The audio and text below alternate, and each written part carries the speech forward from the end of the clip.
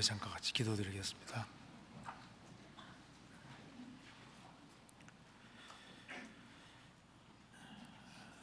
자비로우신 우리 아버지 하나님,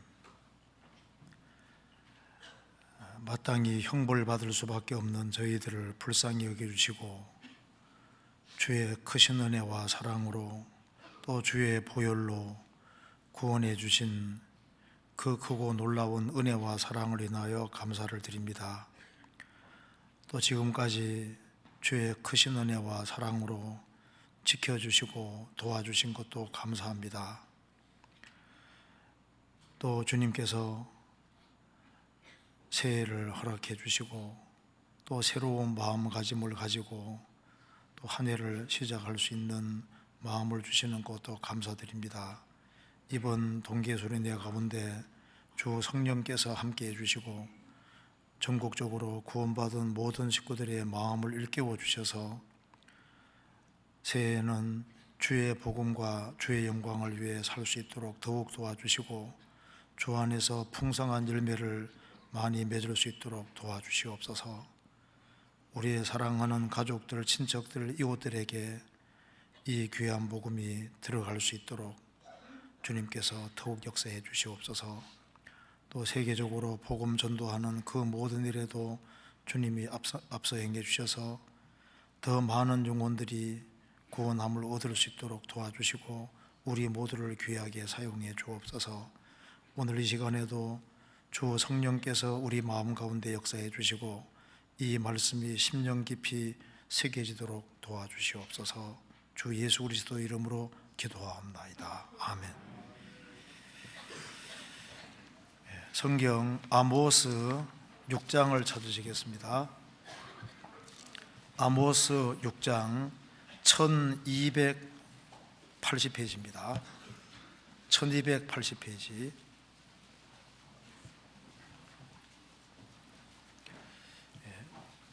아모스 6장입니다.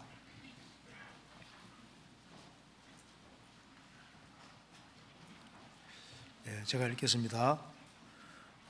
화 있을진저 시온에서 안일한 자와 사마리아 산에서 마음이 든든한 자 곧 열국 중 우승하여 유명함으로 이스라엘 족속이 따르는 자들이여, 너희는 갈레에 건너가고 거기에서 대하마스로 가고 또 블레셋 사람의 가드로 내려가 보라. 그곳이 이 나라들보다 나으냐? 그 토지가 너희 토지보다 넓으냐? 너희는 흉한 날이 멀다 하여 강푸한 자리로 가까워지게 하고 상하상에 누우며 침상에서 기지개를 켜며 양떼에서 어린 양과 우리에서 송아지를 취하여 먹고 비파에 맞추어 헛된 노래를 지절거리며 다윗처럼 자기를 위하여 악기를 제조하며 대접으로 포도주를 마시며 귀한 기름을 몸에 바르면서 요셉의 혼란을 인하여는 근심치 아니하는 자로다. 그러므로 저희가 이제는 사로잡히는 자 중에 앞서 사로잡히리니 기지개 켜는 자의 떠드는 소리가 그치리라. 12절입니다. 말들이 어찌 바위 위에서 달리겠으며 소가 어찌 거기 밭 갈겠느냐? 그런데 너희는 공법을 쓸개로 변하며 정의의 열매를 인진으로 변하며 허무한 것을 기뻐하며 이르기를 우리의 뿔은 우리의 힘으로 취하지 아니하였느냐 하는 자로다.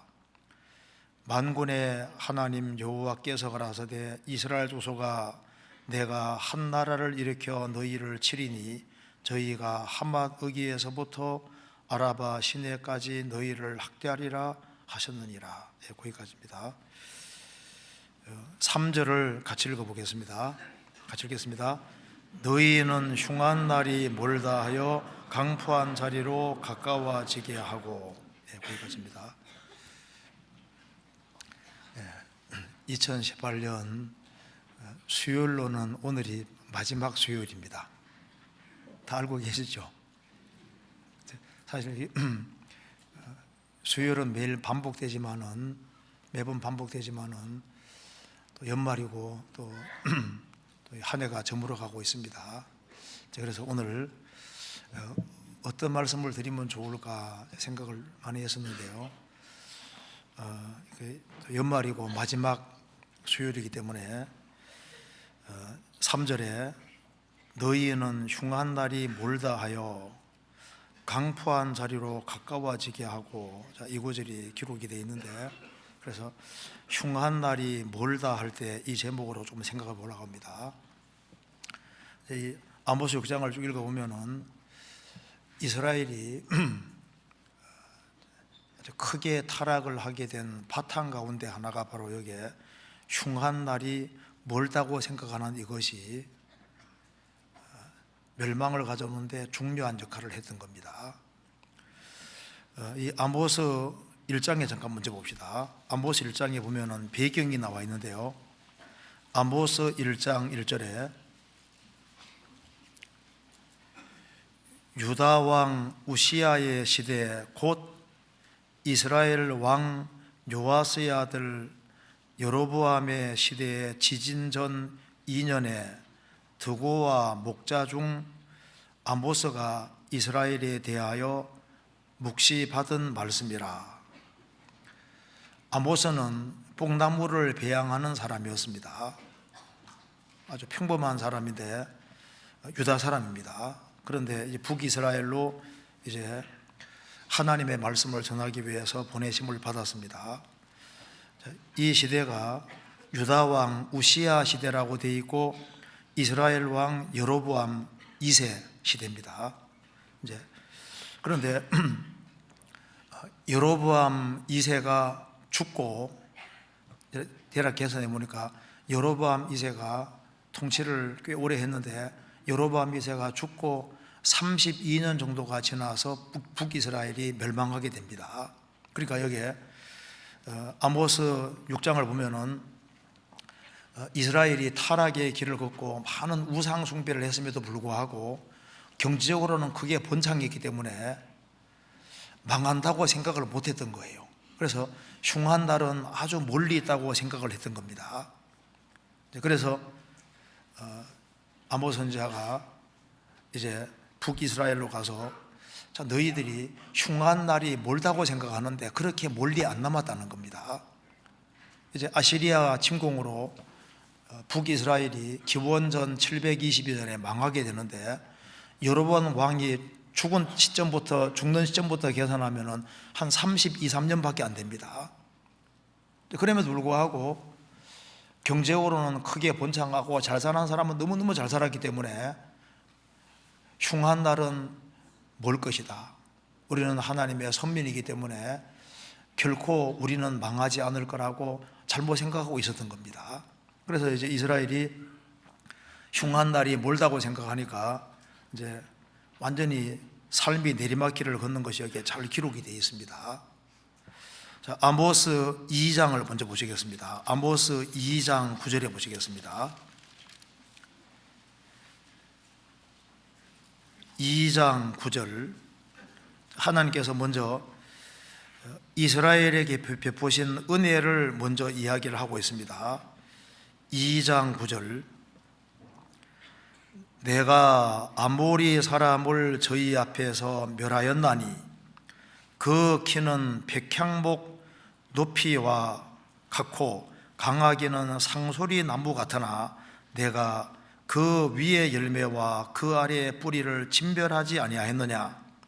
내가 너희를 애굽 땅에서 이끌어내어 40년 동안 광야에서 인도하고 아모리 사람의 땅을 너희로 차지하게 하였고 또 너희 아들 중에서 선지자를 너희 청년 중에서 나시르 사람을 일으켰나니 이스라엘 자손들아 과연 그렇지 아니하냐. 이는 여호와의 말씀이니라. 이스라엘이 에집트에서 430년 동안 살았습니다. 그때 이 가나안 땅은 아주 가나안 칠족속이 아주 크게 번창하고 있었는데 그 중에서 제일 강한 대표적인 민족이 아모리 민족이었습니다. 근데 여기 말씀하기를 하나님께서 아모리 사람을 아주 멸망시키셨는데 위의 열매와 그 아래 뿌리까지, 그러니까 아모리 족속을 아주 완전히 진멸해 버렸습니다. 진멸하고, 그리고 내가 너희를 애굽 땅에서 이끌어내어 이스라엘 민족을 출애굽시킨 것이 하나님 은혜였습니다. 또 40년 동안 광야에서 인도하고 40년 광야 생활 동안에 하나님이 낮에는 구름 기둥, 밤에는 불 기둥으로 그들을 인도해 주시고 만나 내려주시고 400년 동안 그들을 먹이셨고, 그리고 이제 아모리 사람의 땅을 너희로 차지하게 하였고 가나안 땅을 차지하게 했습니다. 이게 얼마나 큰 은혜입니까? 또 그리고 이스라엘 민족이 불순종의 길을 걸어갈 때마다 너희 아들 중에서 선지자들을 일으켰다. 하나님이 많은 선지자들을 보내주셨습니다. 그래서 그들이 신앙생활을 바르게 할 수 있도록 말씀도 내려주시고, 또 너희 청년 중에서 나실인을 일으켰다. 나실인은 구별된 사람이라는 뜻인데 하나님 앞에서 어떻게 사는 것이 바른 삶인지를 보여주기 위해서 나실인을 일으켰다. 그렇게 말했습니다. 이스라엘 선도라, 과연 그렇지 아니하냐? 너희들은 하나님의 백성으로서 이렇게 큰 하나님 은혜와 사랑을 입었음에도 불구하고 선지자들의 말을 듣지 않고 또 어떤 식으로 삶을 살아야 되는지 모범을 보였음에도 불구하고 그것을 거절했습니다.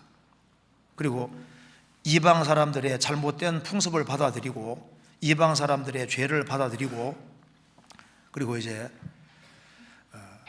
특별히 많은 우상들을 받아들였던 겁니다.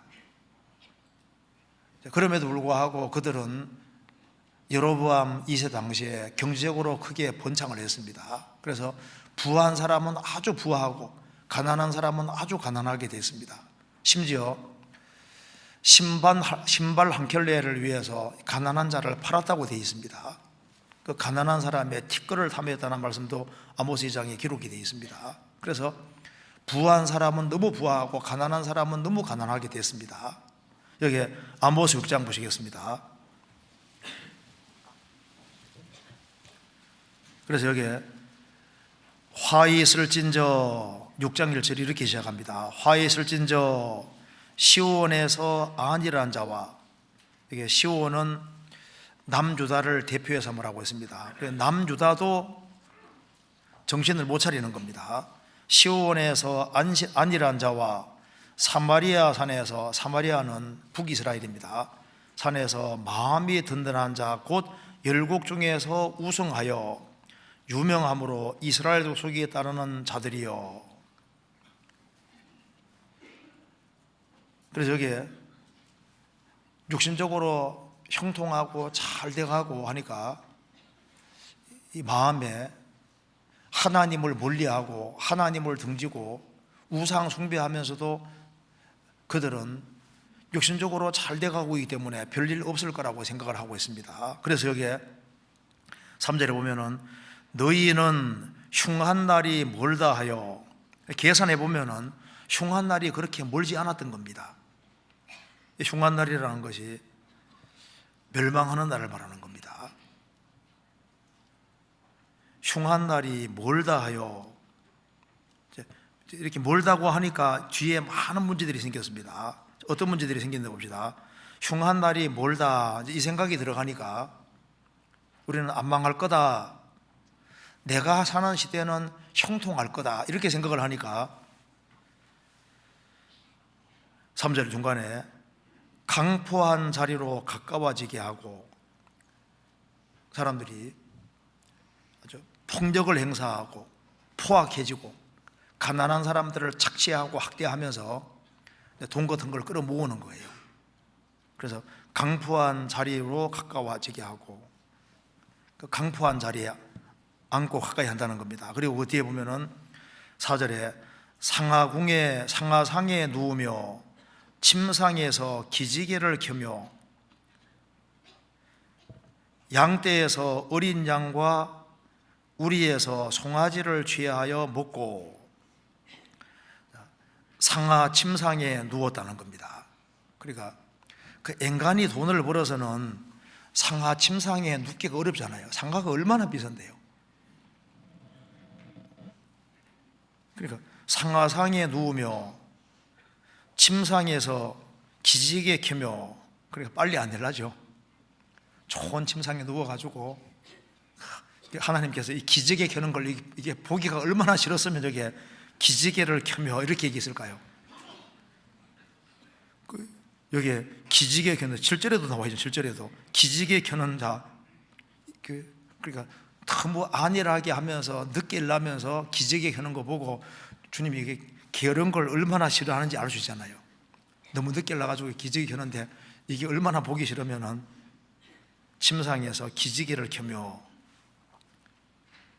그러니까 좋은 집에 사는 겁니다. 그리고 양떼에서 어린 양과 우리에서 송아지를 취하여 먹고, 그러니까 잘 먹고 삽니다. 육신적으로는 잘 돼가고 있지 않습니까? 5절에는 비파에 맞추어 헛된 노래를 지절거리며 다윗처럼 자기를 위하여 악기를 지조하며. 헛된 노래라는 게 육신적인 노래입니다. 육신을 기쁘고 즐겁게 하는 그런 노래들. 그리고 다윗이 악기 연주를 잘했는데 다윗은 악기를 하나님 영광을 위해 사용했는데 자기를 위하여 악기를 제조하며, 그러니까 오로지 육신적인 즐거움을 추구하는 겁니다. 이 악기는 보통 정신적인 걸 위한 거지 않습니까? 그러니까 육신뿐 아니라 정신적으로 만족을 얻는데 세상적인 것으로 만족을 얻으려고 했다는 겁니다. 6절에 대접으로 포도주를 마시며 귀한 기름을 몸에 바르면서, 포도주는 기쁨을 가리킵니다. 그래서 대접으로 포도주를 마시며 술을 즐겼던 것 같습니다. 귀한 기름을 몸에 바르면서 오로지 육신입니다. 그러면서 요셉의 환난을 인하여는 근심치 아니하는 자로다. 이제 요셉은 이스라엘을 대표해서 하는 얘기입니다. 이제 이스라엘이 풍전동화했고 이제 아시리아에 의해서 멸망당할 날이 너무 가까이 다가오면서 있음에도 불구하고 그걸 못 알아차렸던 거예요. 소돔 고모라가 멸망한다는 것을 제일 먼저 알은 사람이 누굽니까? 소돔에서 벗어나 있는 아브라함이 제일 먼저 알았습니다. 소돔에 살고 있는 롯은 몰랐지 않습니까?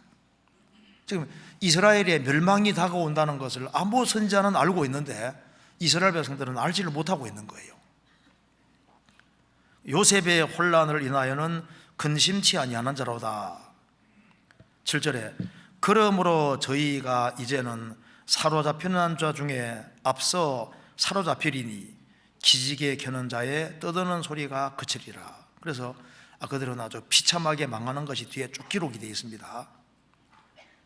이런 모든 근본 원인이 뭐냐 하면은 바로 3절에 너희는 흉한 날이 멀다 하여.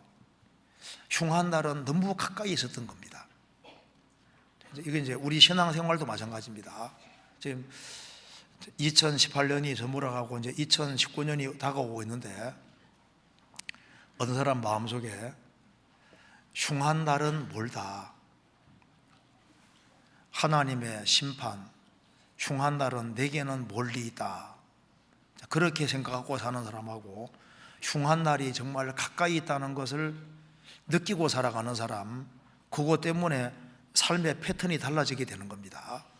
그래서 흉한 날이 멀다 하여, 흉한 날은 정말 가까이 있는 겁니다.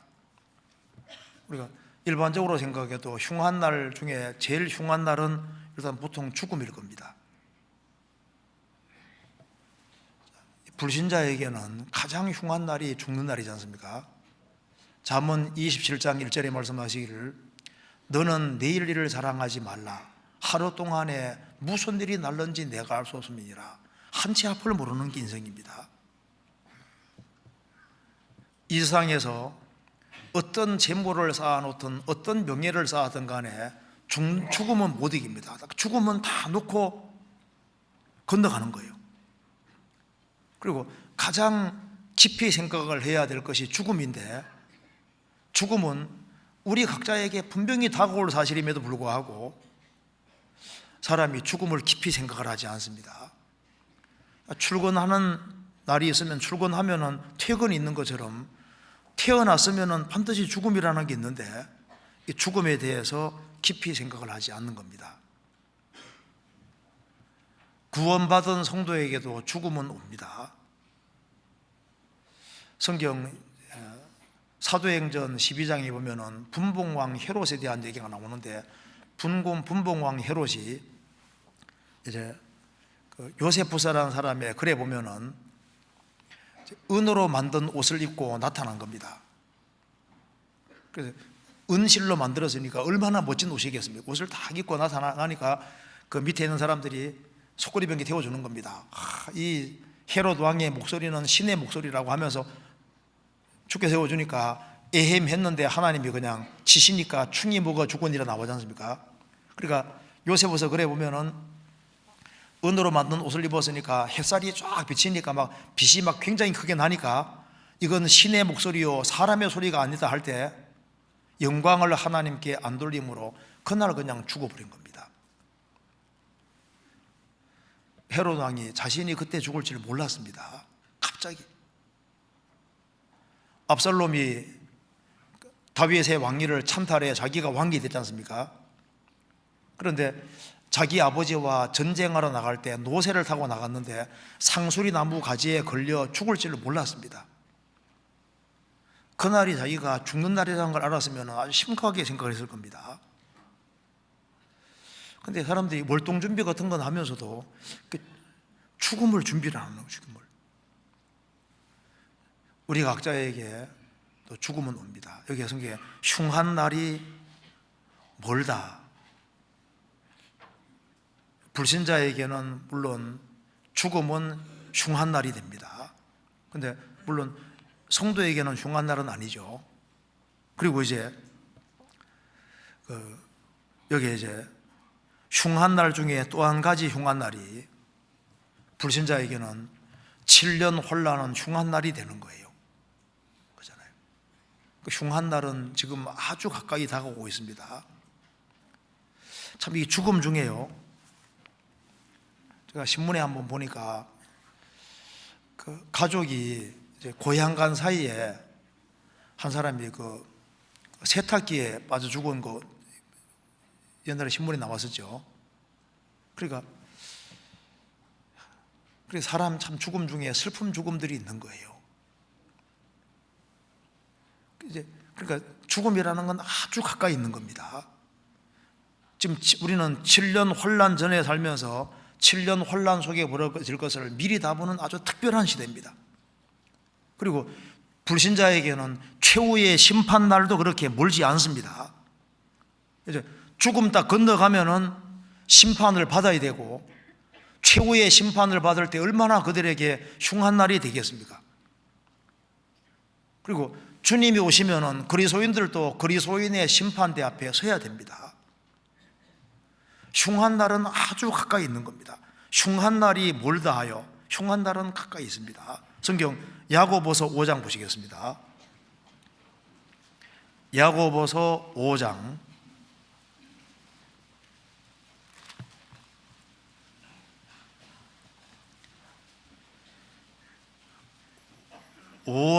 5절입니다.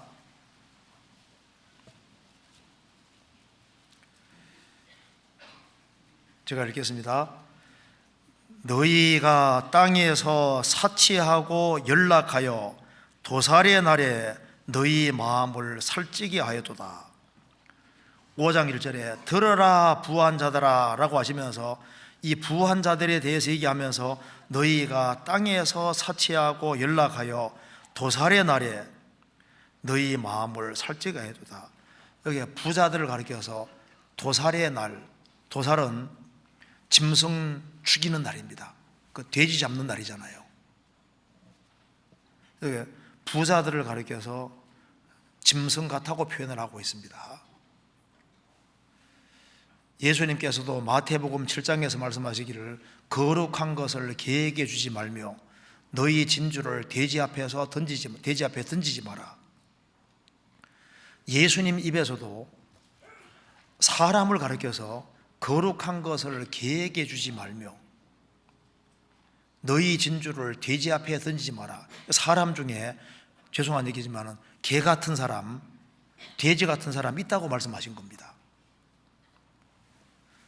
누가복음 13장에서도 예수님께서 분봉왕 헤롯을 가리켜서 저 여우에게 가서, 예수님 입에서 분봉왕 헤롯을 가리켜서 저 여우라고, 여우 같은 사람이라는 거지 않습니까?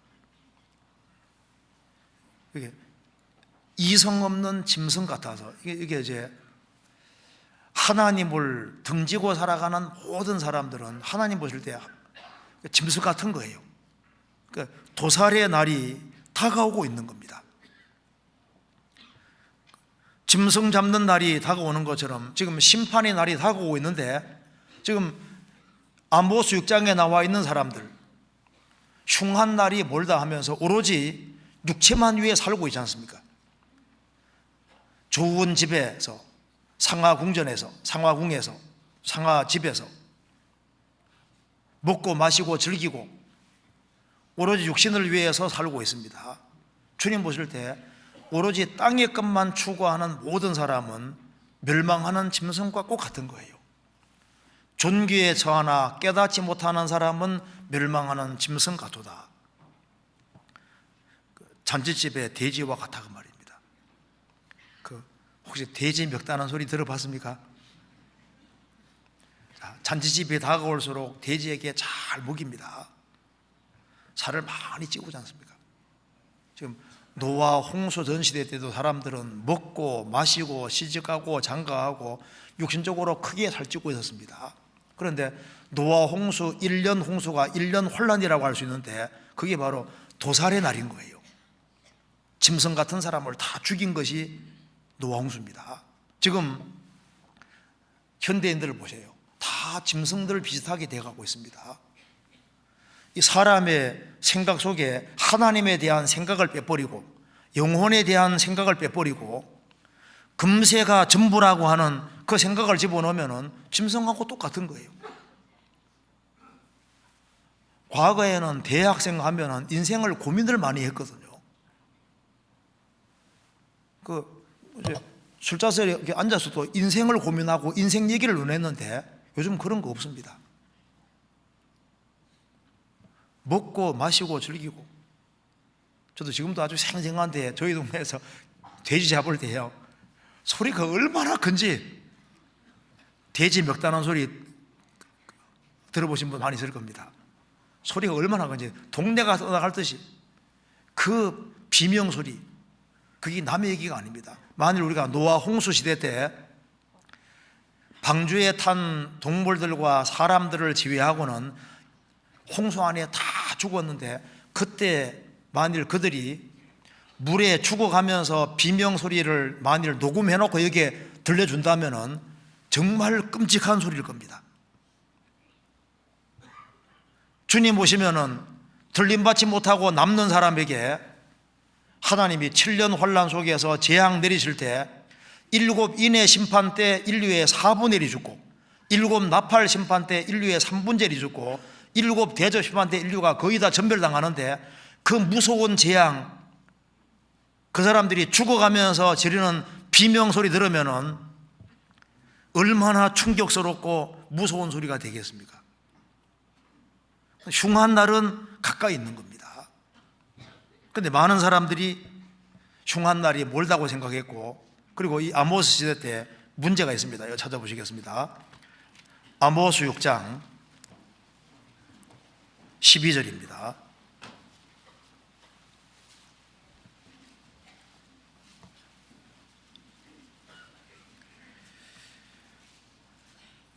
(6장 12절)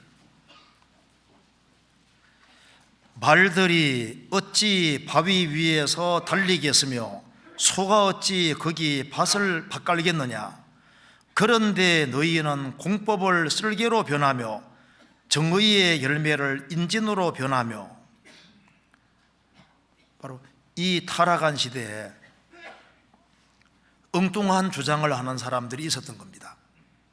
그래서 여기 말했습니다. 말들이 어찌 바위 위에서 달리겠으며, 아니, 말이 바위 위에 달린다는 것이 말이 안 되는 소리잖아요. 소가 어찌 거기 밭을 갈겠느냐? 소가 바위 위에서 밭을 간다 그 말입니다. 그게 황당한 주장이다 그 말입니다. 왜 얘기를 하냐면은, 그런데 너희는 공법을 쓸개로 변하며 정의의 열매를 인진으로 변하며, 그러니까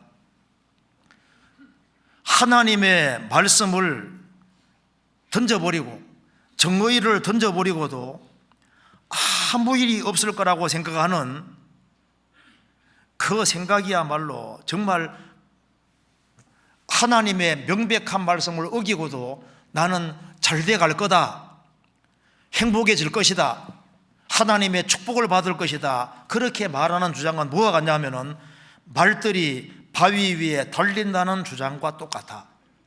소가 바위 위에서 밭 간다, 그런 소리나 하나님 말씀을 공법을 쓸개로 변하고 정의의 열매를 인진으로 변하는, 그러니까 하나님 말씀을 던져버리고 진리가 아니라 정의가 아니라 불의를 행하면서 아무 일도 없을 거라고 하는 주장은, 이건 황당하고 완전히 거짓된 주장이다 그 말입니다. 그래서 13절에 허무한 것을 기뻐하며, 우상입니다. 우상을 기뻐하며 이르기를 우리의 뿔은 우리 힘으로 취하지 아니하였느냐 하는 자로다. 하나님 도움 없이도 우리는 우리 힘으로 잘 먹고 잘 살 수 있다고 생각하는, 이런 건 착각 중에 착각이라고 얘기를 하고 있는 겁니다. 지금 현대인들을 보세요. 하나님 말씀을 그냥 막 집어 던져버리는 시대입니다. 성경 완전히 반대로 하면서도 아무 일이 없을 거라고 생각하는 시대가 우리 시대입니다. 만일 우리 가운데서도 하나님의 명백한 말씀이 있음에도 불구하고 이 말씀을 어기고도 나는 잘 돼 갈 거다 생각하는 사람은 말들이 바위 위에 달린다고 주장하는 사람과 똑같고, 소가 바위 위에서 밭을 간다는 사람하고 똑같은 겁니다. 시편 36편에 말씀하시기를 하나님의 의는 하나님의 산들 같다고 했습니다.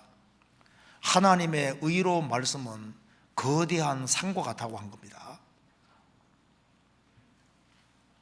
성경의 명백한 말씀을 어기는 사람은 거대한 산과 부딪히는 사람하고 똑같은 거예요. 성경하고 꽝 부딪히면 이기겠습니까? 창세기 1장 1절에 태초에 하나님이 천지를 창조하시니라, 하나님이 천지 창조하셨다고 되어 있는데, 하셨는데 진화론자들이 진화됐다고 수많은 사람이 일어나서 대항해도 창세기 1장 1절하고 부딪히면 자기가 깨지는 거예요. 그렇잖아요. 성경 말씀을 어기는 것은 지혜로운 것이 아닙니다. 그리고 구원을 받은 사람 중에도 나는 교회를 떠나서도 신앙생활 멋지게 잘할 수 있다, 그거야말로 정말 황당한 주장입니다. 그런 주장은 이제 전도 열심히 하다가 감옥에 잡혀가서 이제 나오지도 못하고 몇 년 동안 감옥살이 하는 사람, 그런 사람은 좀 이해가 되는데, 그게 아니라 멀쩡한데 교회가 있는데 교회 안 나오고 나는 내 혼자 신앙생활 잘할 수 있다, 그 생각은 완전히 거짓된 생각인 거예요. 말들이 어찌 바위 위에 달리겠으며 소가 어찌 거기 밭을 갈겠느냐. 그래서 여기에 하나님 말씀을, 성경에 아주 명확하게 되어 있는 말씀을 어기면서 잘 갈 거라는 생각이 거짓된 거라고 얘기를 하고 있는 겁니다. 어떤 사람은 또 나는 뭘 하나 배웠는데 특별한 거 하나를 탁 깨우침으로써 당장 믿음이 크게 성장했다고, 그래도 그렇게 그런 일이 있으면 좀 알려주세요. 그런 게 애가 당장 어른 될 수 있는 길이 있대요. 문 딱 걸어 잠그고 기도 한 번 세게 했다고 해서 금방 어른 됩니까? 성장은 계속적인 것이지 단번에 신앙 성장하는 거 아닙니다. 이 애가 어른 될 때 밥 먹은 밥그릇 숫자가 얼마나 많아요. 그런 거 하나도 없이 당장 어른 안 됩니다. 신앙생활에 시간이라는 것이 걸리는 거예요. 그리고 여기도 아모스 6장 12절에 봅시다. 여기에 말들이 어찌 바위 위에 달리겠으며 소가 어찌 거기 바깔겠느냐. 여기 소가 어찌 거기 바깔겠느냐. 이거 잠깐 생각해 봐야 되는데요. 밭을 가는 이유는 뭐 씨를 뿌리는 거잖아요.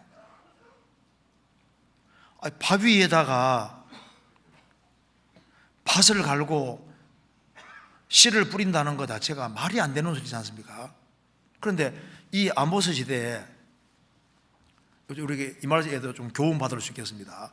성경에 말씀하기를 가시던 벌 위에 파종하지 말라고 했습니다. 적어도 이 밭을 갈고 씨를 뿌릴 때는 바위 위에서는 안 되는 거예요. 바위 위에서는 바위를 깨야 되는 겁니다. 그렇지 않습니까? 그런데 이 아모스 시대도 그렇고 예레미야 시대에도 이게 사람들을 대충 고쳐줘요. 대충. 지금 멸망당할 사람은 멸망당한다는 걸 정확히 알려줘서 확실하게 딱 돌이켜서 이 바위 같은 아주 강팍한 건 확실하게 깨야 되는데 심상이 대충 고쳐주는 것이 근본 문제였던 겁니다. 이 당시에도 거짓 선지자들이 많이 있어서 이스라엘 백성들 마음이 아주 바위같이 아주 강팍한데 그들에게 평안하리라 잘돼가리라 거짓 위안해 주는 거예요. 이거 잠깐 읽고 찾아보시겠습니다. 예레미야 8장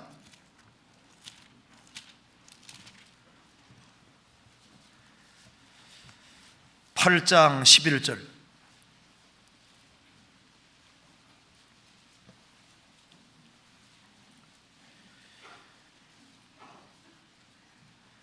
그들이 딸 내 백성의 상처를 심상히 고쳐주며 말하기를 평강하다 평강하다 하나 평강이 없도다. 딸 내 백성의 상처를 심상히 대충 얼렁뚱땅 대충 고쳐주는 겁니다. 이거 뭐 중한 수술을 받아야 될 사람에게 그냥 연고 발라주는 식으로 미봉책밖에 안 되는 겁니다. 평강하다 평강하다 말하는데 평강이 없습니다. 20절에 추수할 때가 지나고 여름이 다하였으나 우리는 구원을 얻지 못한다 하나도다. 지금 우리 시대 보세요. 교회가 우리나라도 교회가 얼마나 많습니까? 그런데 마음이 바위처럼 단단히 굳어져 가고 있는데 그런데 거짓으로 위안해 주거든요. 복음은 전하는데 영접기도 한다고 해서 영접기도는 시키는데 영접기도에서 영접이 되냐고요. 영접기도에서 영접되는 경우는 극히 드문 경우입니다. 그러니까 바위 위에 밭을 갈 수 없잖아요. 바위는 깨야 되는 겁니다. 지금 마음이 아주 완고와 광팍한데 어떻게 그 마음 속에 씨가 들어갈 수 있겠습니까? 그러니까 아모스 선지자의 말을 들어야 되는 겁니다. 자신들이 화가 있다는 걸 깨닫고 근본적으로 돌이켜서 하나님의 생명을 받아야 되는데 그렇게는 못한 겁니다. 지금 교회는 많지만은 정말 생명을 얻은 사람, 정말 구원을 받은 사람은 너무너무 적습니다. 마음이 얼마나 강팍하고 완고한데요. 사람이 구원을 받아야만 돌 마음에서 고기 마음이 됩니다. 돌은 단단한데 고기는 말랑말랑하잖아요. 그래서 구원을 받고 하나님의 생명을 얻어야만 마음이 부드러워져서 쉽게 찔림을 받고 그래야 되는데 지금 뭐예요? 교회는 다니지만은 자기 멋대로 행하는 사람이 너무 많습니다. 근본적으로 바위가 안 깨져 있는 거예요. 그래서 가짜들이 너무나도 많아지는데 우리 시대에 정말 복음을 전하는 교회를 찾기가 정말 어렵습니다. 우리가 구원을 받은 것은 정말 기적인 줄 알아야 됩니다. 바로 이 아모스 이 시대에 참 생명을 얻은 사람이 너무나도 적었던 겁니다.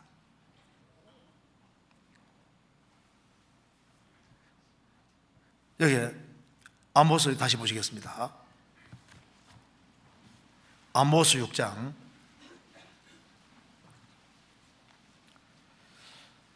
3절. 너희는 흉한 날이 멀다 하여. 흉한 날이 멀지 않고 우리 가깝다는 걸 생각하게 됩니다. 왜냐하면 우리가 연말이고 이제 한 해를 또 맞이하게 되는데, 그만큼 주님의 재림이 가까이 다가왔고 7년 혼란에서 그만큼 가까워진 겁니다. 고린도 전서 7장에 형제들아 내가 이 말을 하노니 때가 단축하여진 고로, 그러니까 때가 단축했다는 것은 주님 재림편에서 가까워졌다는 겁니다. 안에 있는 자들은 없는 자 같이 하며, 우는 자들은 울지 않는 자 같이 하며, 기쁜 자들은 기쁘지 않는 자 같이 하며, 매매하는 자들은 없는 자 같이 하며, 세상 물건을 쓰는 자들은 다 쓰지 못하는 자 같이 하라. 이 세상의 형적은 지나갑니다. 때가 단축하여진 고로 주님 재림편에서 너무 가까이 다가왔다는 겁니다.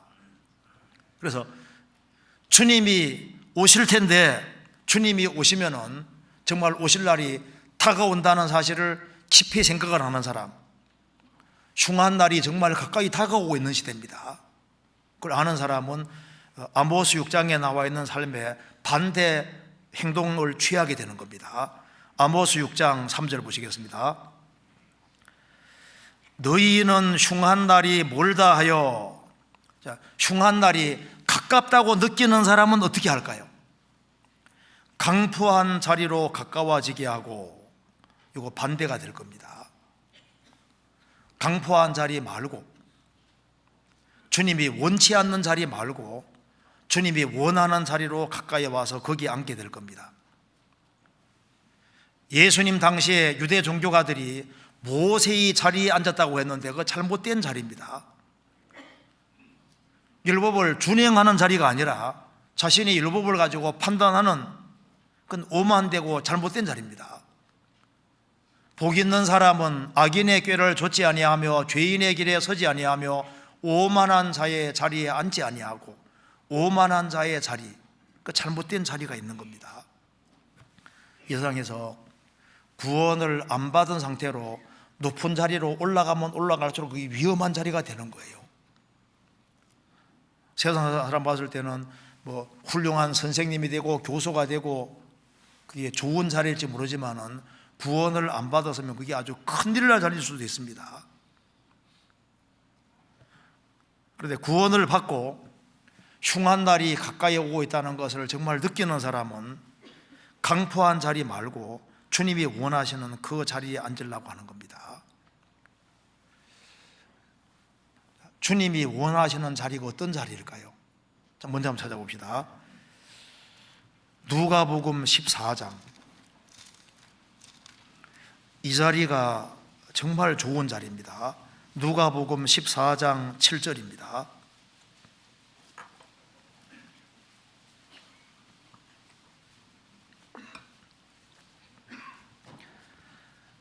청함을 받은 사람들의 상좌 택함을 보시고 저희에게 비유로 말씀하여 가라사대, 내가 누구에게나 혼인잔치에 청함을 받았을 때 상좌에 앉지 말라.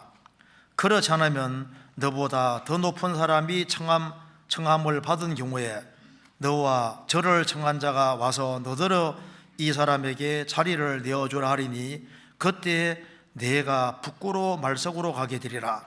청함을 받았을 때 차라리 가서 말석에 앉아라. 그러면 너를 청한 자가 와서 너더러 보시어 올라 앉으라 하리니 그때야 함께 앉은 모든 사람 앞에 영광이 있으리라. 무릇 자기를 높이는 자는 낮아지고 자기를 낮추는 자는 높아지리라. 예수님이 겸손을 가르쳐 주려고 말씀하신 겁니다. 가능하면 높은 자리에 앉지 말고 낮은 자리에 앉아라. 그게 겸손의 중요성을 가르치는 겁니다. 그래서 낮은 자리가 좋은 자리입니다. 낮은 자리, 우리가 어떻게 해서 구원받게 되냐면은 마음을 낮출 때, 낮은 자리에 있을 때 우리가 구원을 받게 된 겁니다. 그리고 은혜는 항상 낮은 자리에 임하게 되는 거예요. 하나님은 높고 거룩한 곳에 거하시지만은 동시에 가장 낮은 자리에 같이 계시는 겁니다. 예수님이 세상에 오실 때 그 높고 거룩하신 분이 구유에 계셨습니다. 구유. 짐승 우리에 계시잖아요. 낮은 자리, 자신을 작은 자라고 생각하는 사람들, 그 자리가 좋은 자리고 그 자리에 있는 사람이 신앙생활을 멋지게 잘할 수가 있습니다. 그리고 자리 중에서 정말 좋은 자리가 말씀을 듣는 자리, 이건 정말 좋은 자리인 거예요. 성경 찾아보시겠습니다. 신명기 33장입니다.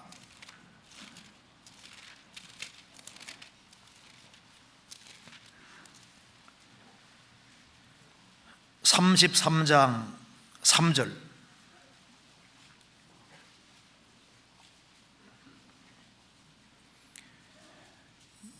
여호와께서 그 백성을 사랑하시나니 모든 성도가 그 수중에 있으며 주의 발 아래 앉아서 주의 말씀을 받는도다. 출애굽한 이스라엘 백성들은 하나님께 사랑을 받은 백성입니다. 양의 피를 경험하고 출애굽한 백성들, 예수님 피를 경험하고 구원받은 사람들, 그런 성도들은 모든 성도가 주의 수중에 있으며 주의 발 아래 앉아서 주의 말씀을 받는다. 같이 모여서 주님 말씀을 배우는 그 자리, 정말 이것이 좋은 자리입니다. 누가복음 10장에 마리아와 마르다가 있는데 마리아가 예수님 발 아래에서 말씀을 듣고 있었습니다. 예수님 말씀하셨습니다. 마리아는 이 좋은 편을 택하였으니 결코 빼앗기지 아니하리라. 하나님은 말씀으로 자신 나타내시기 때문에 말씀을 듣는 걸 그렇게 기뻐하시는 겁니다. 같이 모여서 말씀을 듣는 자리, 그 구역 모임하는 그 자리, 조모임하는 자리, 흉한 날이 멀다고 하는 사람은 자꾸 구역 모임도 빠져나가고 조모임도 빠져나가고 모임이 자꾸 빠져나가거든요. 주님의 재림이 다가옴을 알고 흉한 날이 가까이 다가오는 걸 아는 사람일수록 모이기를 더 힘쓰고 주님이 원하시는 그 자리에 있게 되는 겁니다. 우리 여러분 동계수련회 할 때 같이 모이는 자리, 새해를 시작할 때 같이 모여서 말씀을 배우고 같이 교제하는 그 자리가 얼마나 주님 보시기에 아름다운 좋은 자리가 되겠습니까? 잠언 31장 보시겠습니다.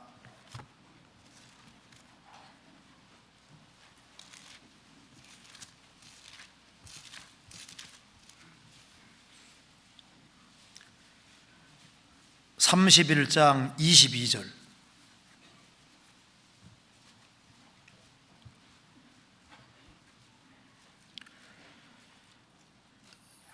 그는 자기를 위하여 아름다운 방석을 지으며 세마포와 자색옷을 입으며. 잠언 31장 10절 이하는 현숙한 여인에 대한 말씀입니다. 그 현숙한 여인에 대한 말씀을 쭉 하면서 현숙한 여인은 남편에게 선을 행하고 성실하게 벌어서 알뜰살뜰하게 모았습니다. 왜냐하면 그녀는 가난한 사람, 불쌍한 사람들이 보였기 때문입니다. 그래서 20절에 말한 대로 가난하고 불쌍한 사람을 위해 손을 내밀고, 그리고 21절에 자기 집안 사람들을 잘 돌보고, 그리고 22절에 자기를 위하여 아름다운 방석을 지으며. 자기를 위해서 한 것 중에 하나가 아름다운 방석을 지으며, 방석이라고 했는데 침규루가 다 포함됩니다. 이불도 포함되고 방석도 포함되고 여러 가지가 포함되는데, 자기를 위하여 아름다운 방석을 지으며. 그러니까 사람이 제정신일 때는 자신이 어디에 앉아야 될지, 어디에 누워야 될지를 아는 겁니다. 이부자리는 눕는 곳이고 방석은 앉는 곳이잖아요. 자기를 위해서 이부자리를 만들고 방석을 만든다. 사람이 제정신이 아닐 때는 잘못된 데 누워있게 되거든요. 그리고 잘못된 자리에 앉습니다. 근데 제정신이 딱 돌아오면은 자기가 있을 자리를 아는 거예요. 그러니까 우리가 구원받은 성도라면은 성도가 있어야 될 자리가 있는 겁니다. 그래서 주님이 원하시는 그 자리에 있는 사람, 그 사람은 나중에 주님 오실 때 영광의 자리에 같이 앉게 되는 겁니다. 이기는 자, 그 사람은 내 보좌에 함께 앉게 하여 줄 것이다. 주님의 영광의 보좌에 앉는데 왜 그 보좌에 앉냐 하면은 주님이 원하시는 자리에 앉아 있기 때문입니다. 동계수련회 할 때 주님 원하시는 자리에 앉아 있고 또 여기 와서 이제 누워 자는 분도 있을 거 아니에요. 그래서 그리스도인들이 같이 누워서 잠을 자고 같이 일어나고 동고동락하는 그 자리, 주님이 정말 아름답게 보실 겁니다. 그리고 동계수련회에 참여하고 한 해를 시작하는 사람하고 동계수련회에 참여하지 않고 한 해 시작하는 것이 분명히 다를 겁니다. 똑같을까요? 다를까요? 다르죠. 시작이 참 중요한 겁니다. 그래서 여기에 흉한 날이 한 해가 저물어 가고 새해가 오는데 그만큼 주님 오실 날이 가까이 다가오고 있는 겁니다. 그러니까 그걸 자꾸 느끼는 사람은 주님 원하시는 자리로 가까이 가게 돼 있는 거예요. 아모스 6장 4절, 그리고 여기에 상하상에 누우며 침상에서 기지개를 켜며 라고 했습니다. 상하상, 침상입니다. 상하로 된 침상에 누우며 침상에서 기지개를 켜며, 그러니까 여기 자리가 나오고 3절에 강포한 자리가 나오고 그 다음에는 침상, 눕는 곳이 나오잖아요. 침상. 근데 침상에서 기지개를 켜며, 성경에 침상에 대한 말씀이 굉장히 많이 나와 있습니다. 안 좋은 침상도 나와 있고 주님 원하시는 침상도 나와 있는데 몇 군데 찾아보시겠습니다. 여기 시편 36편 보시겠습니다.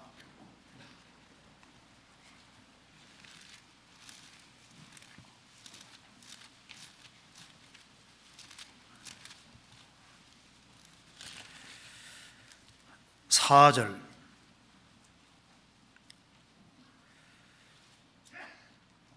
저는 그 침상에서 죄악을 꾀하며 스스로 불선한 길에 서고 악을 싫어하지 아니하노도다. 저는 그 침상에서 죄악을 꾀하며, 보통 이 침상이 잠자는 곳인데요, 그 침상에서 보통 이렇게 누워서 보통 생각을 좀 하며 잠이 들지 않습니까? 근데 침상에서 누워서 콜똘히 생각하는데 죄악을 꾀하면서 자는 사람도 많은 거예요. 침상에서 죄악을 꾀하며 아침에 일어나면은 스스로 불선한 길에 서고 악을 싫어하지 않는도다. 밤에 잠들 때 악한 것을 꾀하고 계획하면서 일어나면 악을 행하게 되는 거예요.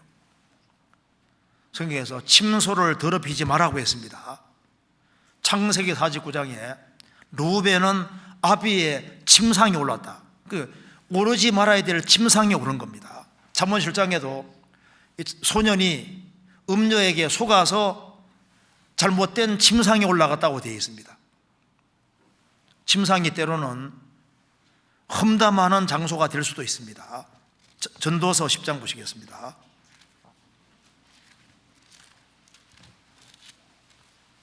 10장 20절.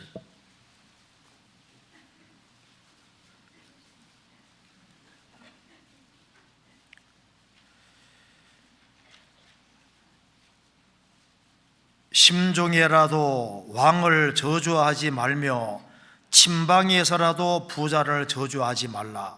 공중의 새가 그 소리를 전하고 날점성이 그 일을 전파할 것임이니라. 심중에라도 왕을 저주하지 말아라. 침방은 가장 은밀한 곳인데 침방에서라도 부자를 저주하지 말라. 침상에서,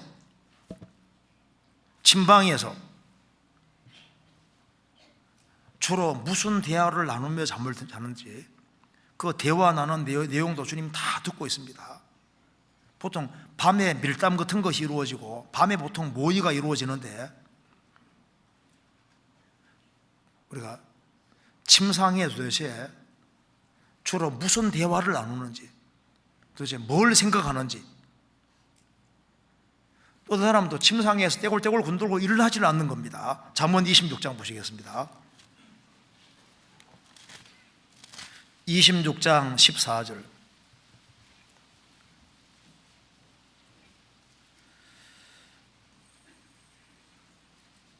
문짝이 돌적기를 따라서 도는 것 같이 게으른 자는 침상에서 구르느니라.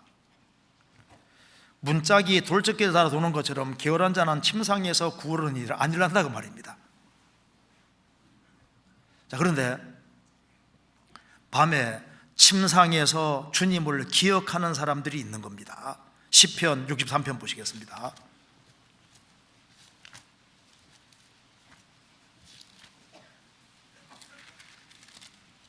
6절.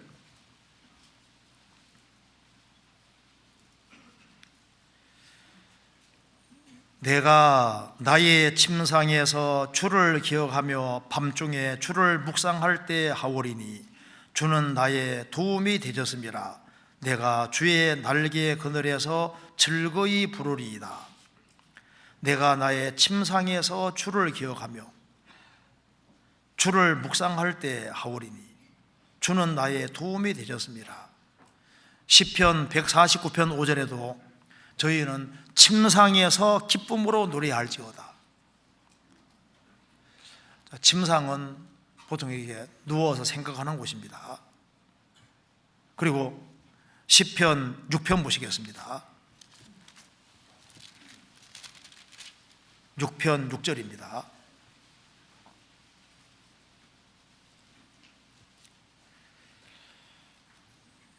내가 탄식함으로 곰핍하여 밤마다 눈물로 내 침상을 띄우며 내 율을 적시나이다.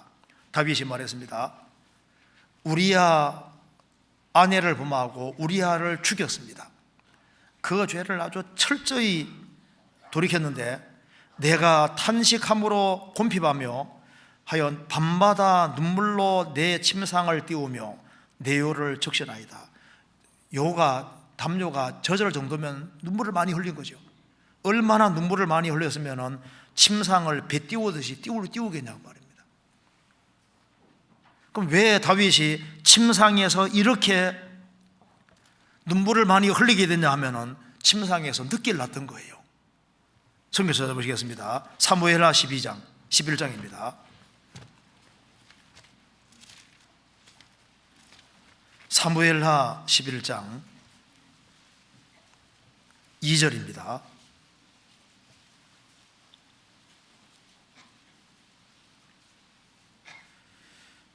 저녁 때 다윗이 그 침상에서 일어나 왕궁 지붕 위에서 거닐다가 그곳에서 보니 한 여인이 목욕을 하는데 심히 아름다워 보이는지라.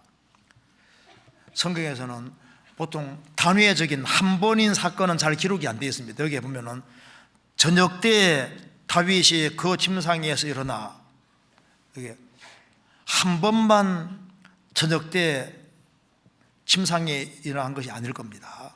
아마 이렇게 전쟁터 바깥에서 전쟁터에 떠나 있었기 때문에 좀 게을러져서 저녁 때 그 침상에서 늦게 일어났고, 그래서 그 침상이 죄 짓는 곳이 되어버린 겁니다.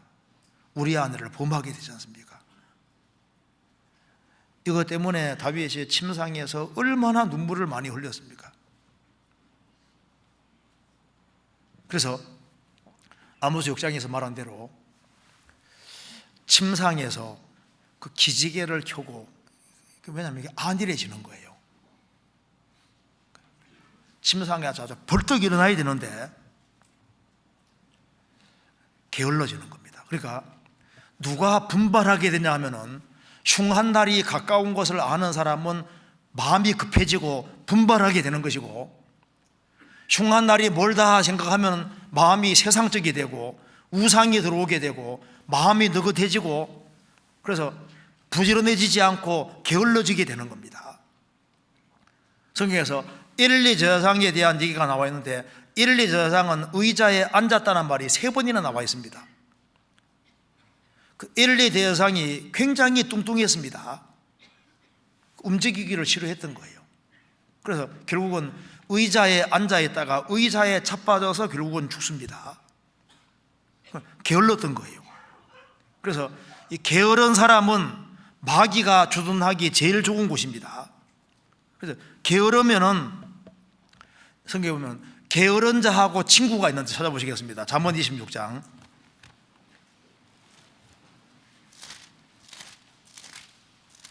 26장을 보면은 이렇게 크게 3부류의 사람이 나와 있습니다. 1절부터 12절까지는 미련한 자에 대한 말씀입니다. 1절에도 미련한 자에게 영예가 적당하지 아니하니, 그 다음에 이제 3절에도 미련한 자의 등에는 막대기니라, 4절에도 미련한 자, 5절에도 미련한 자, 6절에도 미련한 자, 미련한 자가 계속 나와 있죠. 그 다음에는 13절에는 13절부터 16절까지는 게으른 자에 대한 얘기가 나와 있습니다.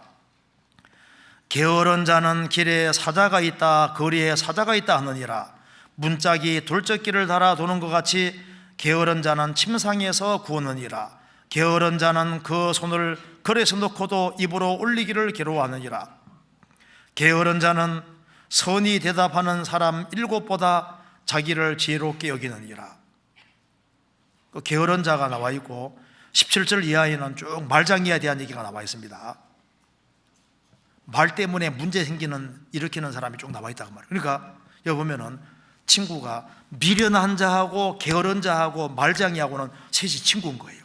그리고 여기 반대로 말하면은 지혜로운 자, 부지런한 자, 행동으로 옮기는 자, 말없이 행동으로 옮기는 자가 친구다 그 말입니다. 그러니까 게으른 자는 결국은 미련한 자와 이퀄이 되는 거예요. 그리고 게으르면은 말만 들어서 말장이가 되기가 쉬운 겁니다. 그래서 게으르고 안일한 그것 때문에 지옥 떨어진 사람도 아주 많습니다. 구원을 받은 사람 중에도 게을러서 신앙생활이 후퇴한 사람이 얼마나 많아요. 게으른 자의 길은 가시울타리 같다고 했습니다. 게으르면은 신령한 것에 대해서는 빵점이 되는 거예요. 게으르면은 이제 행동으로 옮기지 않고 머리로만 생각하기 때문에요, 자기가 아주 굉장히 지혜롭다고 착각합니다.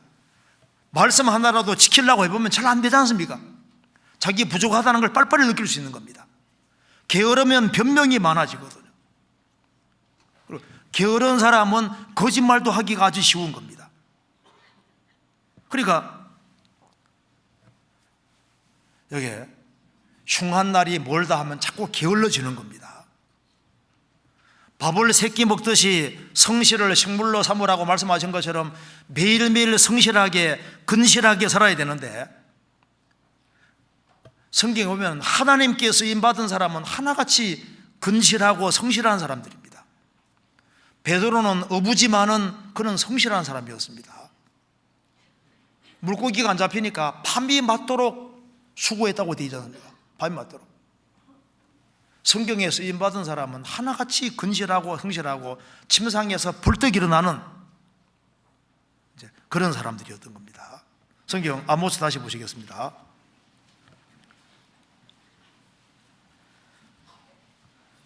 (4절) 6장 4절. 상하상에 누우며 침상에서 기지개를 켜며 양떼에서 어린 양과 우리에서 송아지를 취하여 먹고, 그러니까 잘 먹고 육신적으로 아주 크게 살이 찌는 겁니다. 그런데 흉한 날이 가깝다는 걸 느끼면은 여기에 먹는 것이나 모든 것에 대해서 할 일이 있기 때문에 절제하는 겁니다. 근신하고 삼가하는 겁니다. 그래서 잠언 1장에 보면은 잠언은 지식과 근신을 주기 위함이라 했는데, 잠언 1장 4절에 지식과 근신은 연결되어 있어요. 참 지식은 사람을 근신하고 삼가하게 되는 겁니다. 흉한 날이 다가온다는 걸 느끼는 사람은 모든 걸 삼가하게 되고, 그리고 절제하면서 더 나은 것을 추구하기를 원하게 되는 겁니다. 그래서 재물보다는 명예를 택하라고 했습니다. 재물보다는 은총을 택하라고 한 겁니다. 우리는 하나님의 축복을 구하는 사람들입니다. 그리고 여기 보면은 그 뒤에 5절에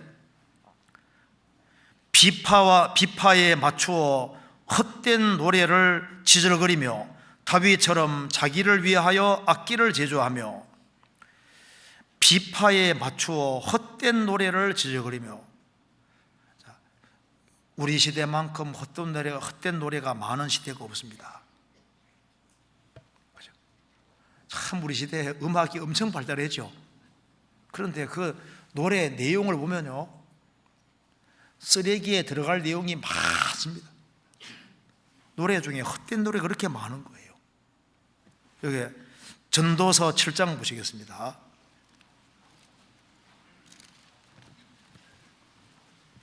7장 5절.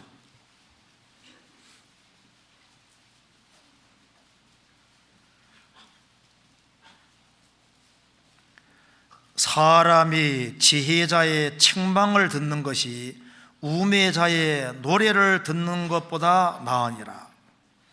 이게 우매자의 노래란 말이 나와 있습니다. 그러니까 현실을 직시하지 못하게 만드는 겁니다. 헛된 노래를 지저거리며,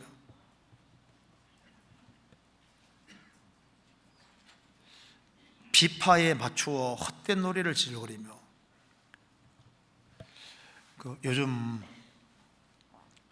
이 음악이 사람에게 영향을 아주 많이 미칩니다. 헛된 노래를 지저거리며 자기를 위하여 악기를 제조하며. 우리 시대에 악기가 얼마나 많아요. 노래가 얼마나 많습니까? 그런데 이스라엘 백성들은 지금 흉한 날이 다가오니까 지금 노래할 때가 아니라 옷을 찢을 때였습니다.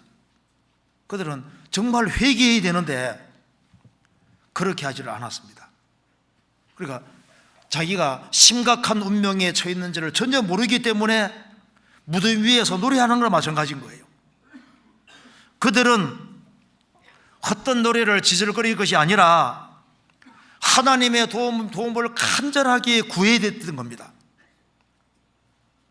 지금 노래 부를 때가 아니라, 헛된 노래를 부를 때가 아니라 하나님의 도우심을 구하고 하나님의 도우심으로 삶이 하나님 중심으로 바뀌어져야 되는데 그들은 헛된 노래를 부르고 있었던 거예요. 그리고 주님이 원하시는 노래를 했으면 얼마나 좋았겠습니까? 노래 중에도 헛된 노래가 아니라 가치 있는 노래도 있습니다. 바울 사도가 전도하는 가운데 감옥에 들어가서 찬미를 했을 때 그 얼마나 좋은 찬미입니까? 좋은 노래잖아요. 주님을 높이는 그런 종류의 노래라면 얼마나 좋겠습니까? 여기 아모스 6장 5절에 비파에 맞추어 헛된 노래를 지질거리며 다윗처럼 자기를 위해 악기를 제조하며, 다윗은 하나님을 위해서 악기를 사용했는데 자기를 위하여, 그러니까 모든 것이 자기 중심이었던 겁니다. 그래서 흉한 날이 멀다고 하면은 주님 위해 산다고 하면서도 오로지 자기 위해 사는 사람이 많이 있을 수 있습니다. 먹든지 마시든지 뭘 하든지 하나님의 영광을 위해 하라고 했는데 오로지 자기를 위해 살 수도 있는 겁니다. 그리고 이제 더 문제는 6절입니다. 아모스 6장 6절 같이 읽겠습니다. 대접으로 포도주를 마시며 귀한 기름을 몸에 바르면서 요셉의 혼란을 인하여는 근심치 아니하는 자로다. 여기 헛된 노래를 하면서 지금 기뻐하고 즐거워할 때가 아니라 이제 요셉의 혼란, 이스라엘이 망하게 생겼으니까 마음에 근심을 해야만 이게 정상이었는데, 근심을 가져야 되는데 오히려 기뻐하고 즐거워했다. 그 기쁨이 하나님을 위한 기쁨이 아니라 육신적인 기쁨이었던 겁니다. 요셉의 혼란을 인하여는 근심치 아니한 자로, 그래서 흉한 날이 다가온다는 걸 느끼는 사람은 마음속에 근심이 있는 겁니다. 집안 식구 중에 구원을 안 받은 사람이 있는데 그들이 혼란에 들어가게 생겼고 멸망에 처하게 생겼는데 마음속에 근심이 없겠냐 그 말입니다. 흉한 날이 다가오는데도 근심이 없고 집안 식구들이 구원 안 받은 사람이 있는데도 불구하고 헛된 노래를 지절거리고 자기를 위해 악기를 지조하고 침상에서 구르고 자기 욕심만 위해 산다면은 그건 주님 볼 때 합당한 일이 아니다 그 말입니다. 흉한 날이 다가오는 걸 아는 사람은 요셉의 혼란을 인하여 근심하는 자가 되는 겁니다.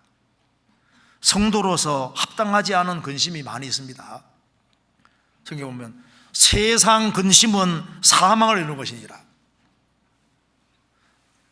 세상적인 것 때문에 근심하는 근심, 돈 때문에, 돈 사랑함으로 인해 생기는 근심, 돈을 사랑함이 일만하게 뿌리가 되나니 이것을 사모하는 자들이 많은 근심으로써 자기를 찔러두다. 돈 때문에 너무 근심에 잠기는 것도 옳지 않습니다. 돈은 돌고 도는 것이 돈입니다.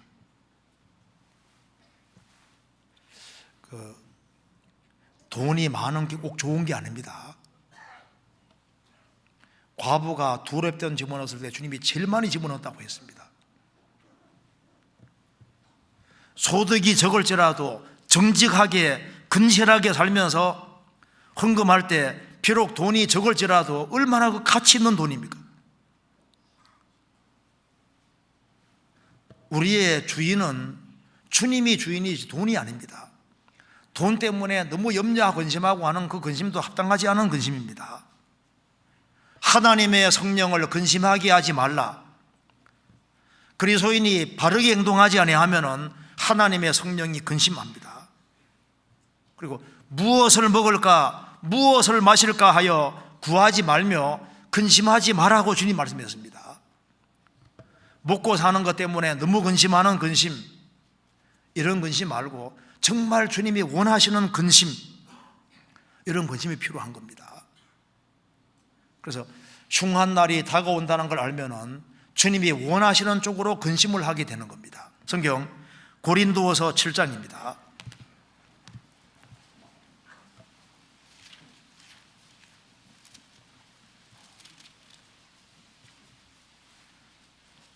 (11절)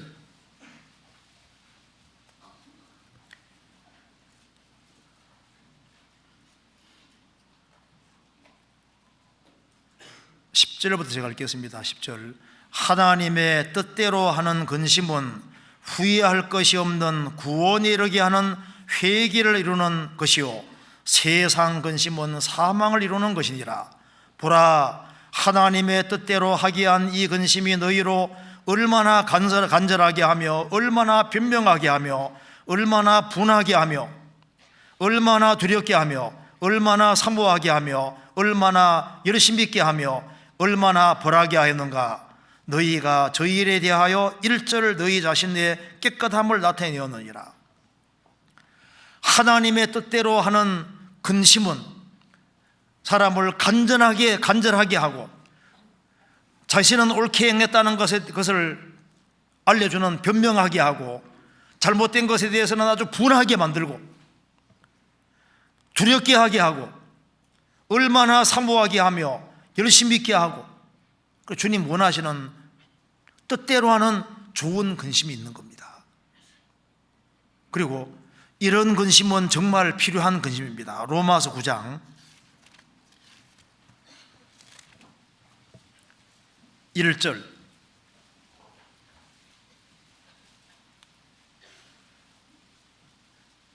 내가 그리스도 안에서 참말을 하고 거짓말을 아니하노라.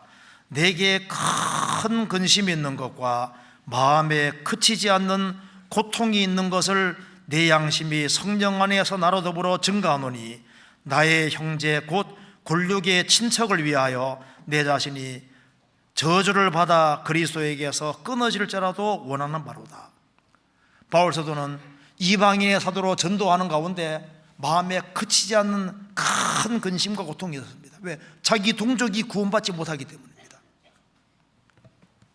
그리고 교회를 위해서 염려하고 걱정하는 근심, 이런 근심이 필요합니다. 주의 영광을 위한 근심. 세상을 보면은 마음에 근심이 생기는 것이 당연한 겁니다.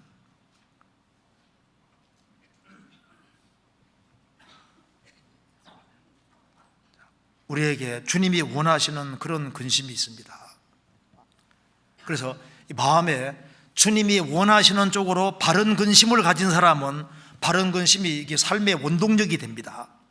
바울 사도가 신약 성경 14권을 기록한 이유도 교회들을 염려했기 때문에, 교회 문제를 염려했기 때문에, 그것 때문에 글을 쓴 거지 않습니까? 편지 써준 거지 않습니까? 물론 성령의 감동으로 썼지만, 그리고 바울 사도가 3차에 걸쳐서 많은 곳에 다니면서 전도를 하면서 한 이유도 그 마음 깊은 속에 영웅심 때문이 아니라 영혼을 불쌍히 여기는 염려하는 마음, 근심하는 마음, 그것이 삶의 동기가 됐던 겁니다. 그래서 마음에 주님 원하시는 그런 염려와 근심이 있는 사람, 그런 사람들은 다른 사람보다 더 힘있게 분명히 살 수 있을 겁니다. 그러니까 주님 원하시는 쪽으로 근심은 필요한 겁니다. 그리고 여기 아모스 6장 다시 보시겠습니다.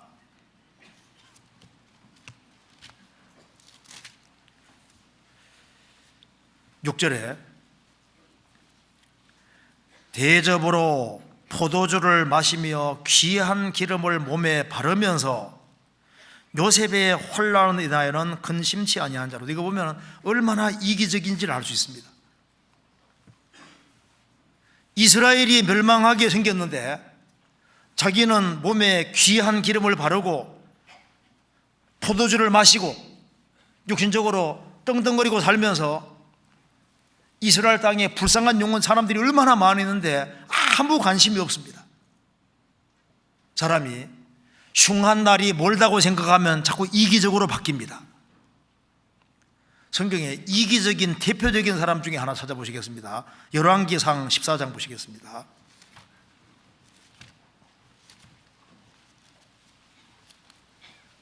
(14장) 1절에 보시겠습니다.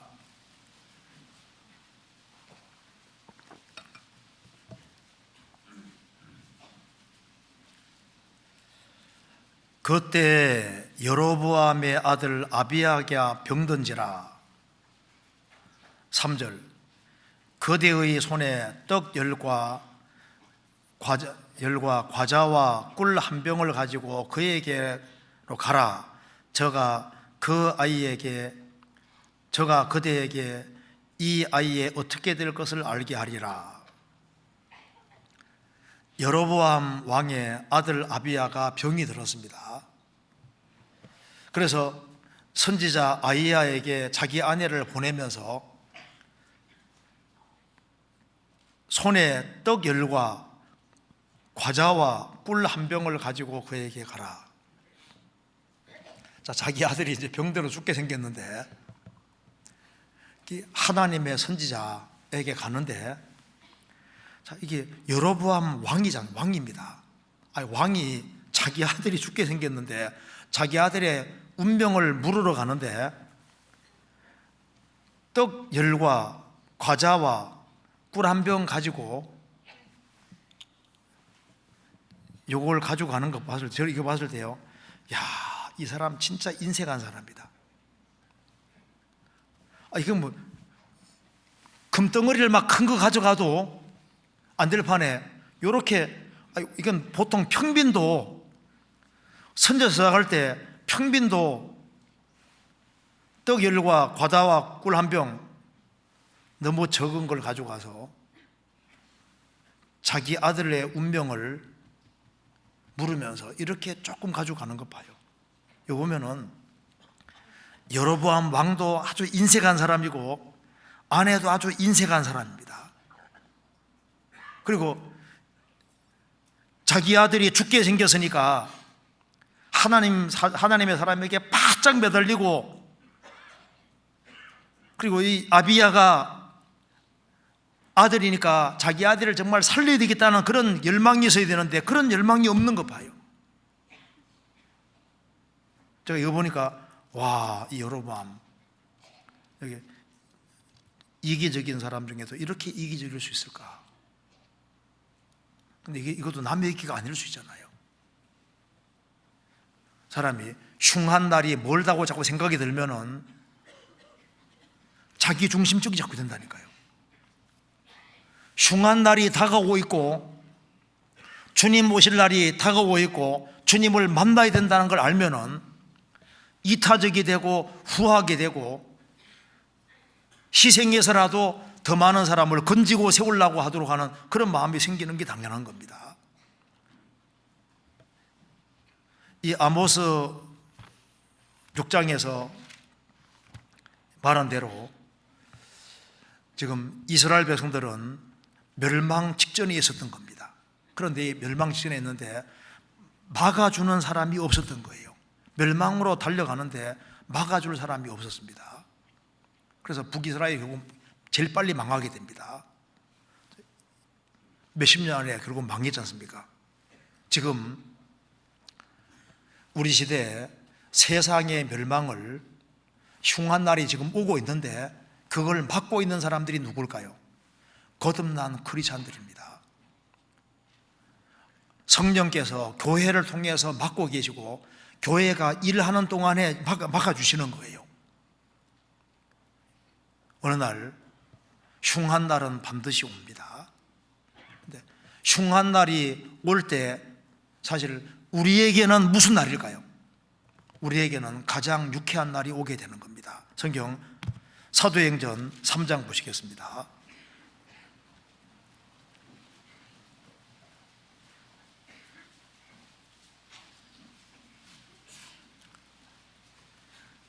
사도행전 3장 19절.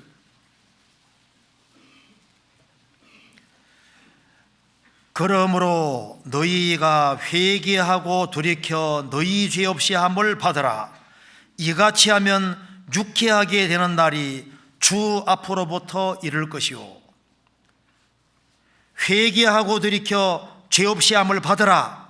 죄 없이 함을 받은 사람은 유쾌하게 되는 날이 주 앞으로부터 이를 것이요. 우리 구원받을 때 얼마나 유쾌하게 됐습니까? 영혼이 구원받을 때 뛸 듯이 기뻤습니다. 이제 주님이 재림하시면은 우리에게는 정말 유쾌한 날이 오는데 주님 오시는 그날 참 성도에게는 얼마나 유쾌한 날이 되겠습니까? 영원한 천국으로 들려가는 날인데 그날만큼 좋은 날이 어디 있겠습니까? 우리는 생명을 사랑하고 좋은 날 보기를 원하는 사람들입니다. 세상은 흉한 날을 맞이하지만 우리는 영원히 유쾌하게 되는 날을 맞이하게 되는 겁니다. 말라기 3장입니다.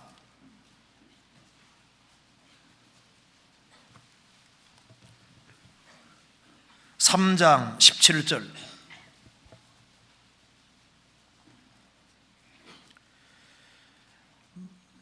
만군의 여호와가 이르노라.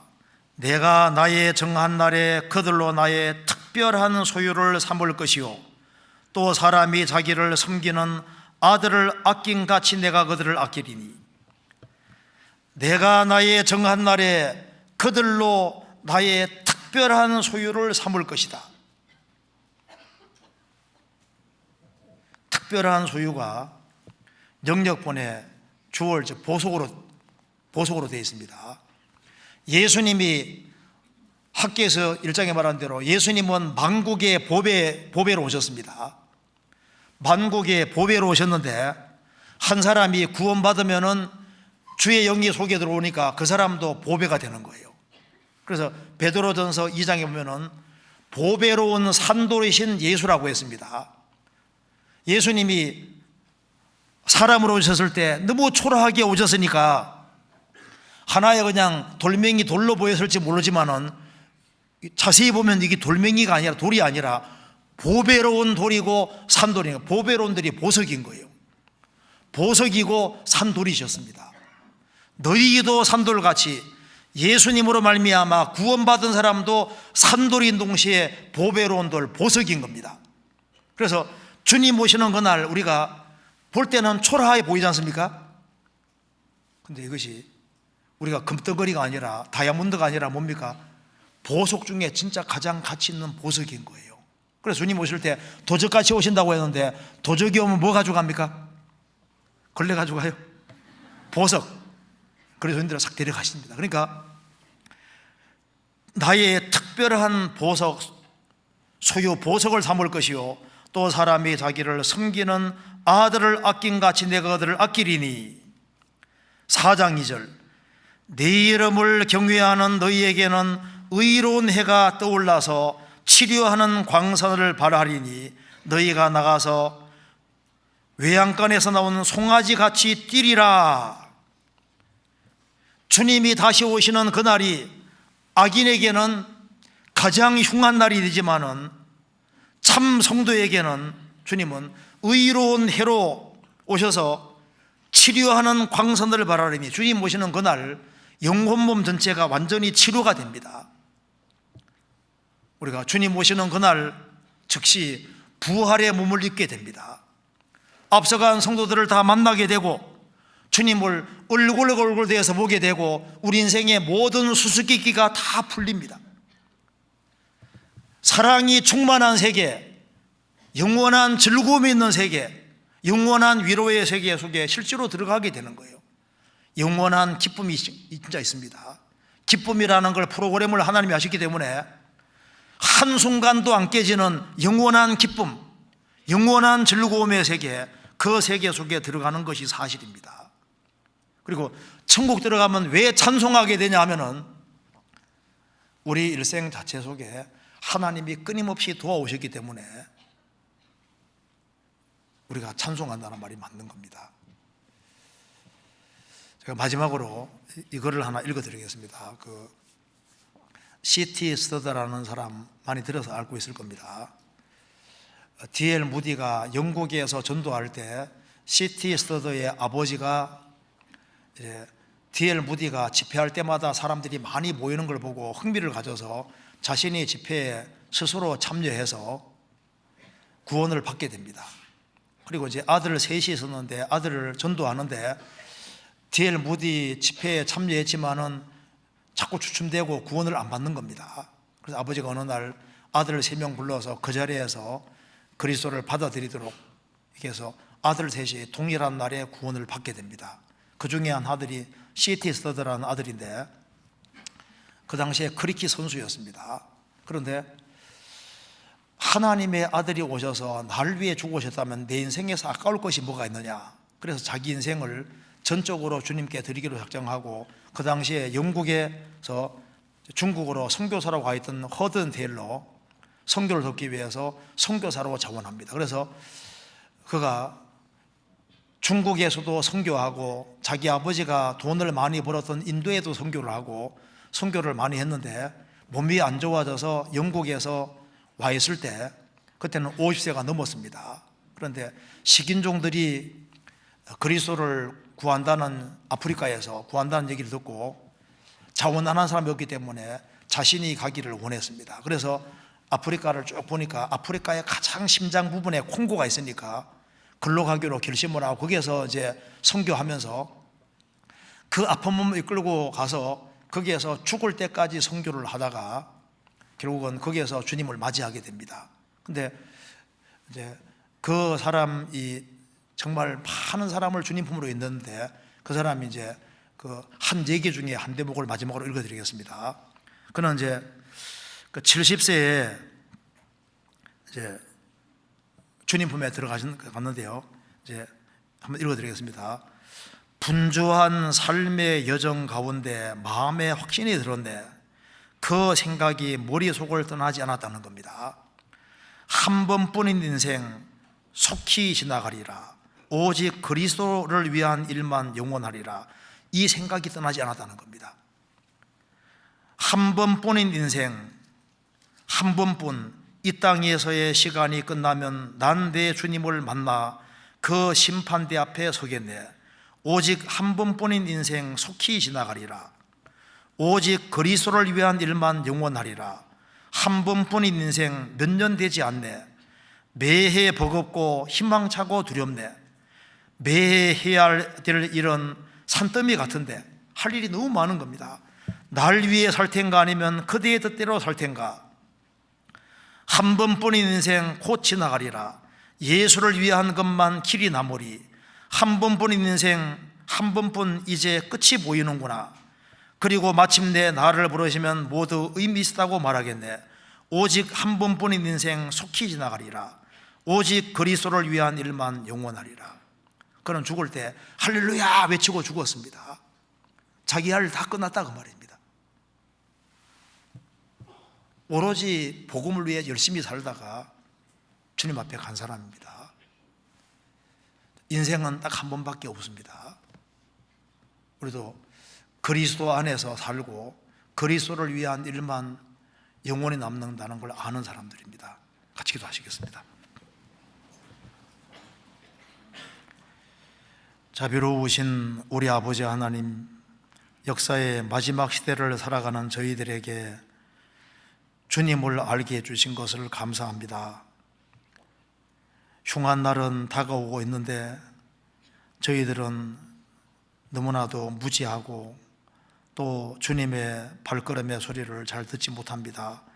저희들의 마음을 일깨워 주시고 또 이번 동계 수련회를 통해서 우리의 마음을 다시 새롭게 할 수 있도록 도와주시고 머지않아 주님 앞에서는 그날 잘했다는 칭찬을 받을 수 있도록 도와주시옵소서.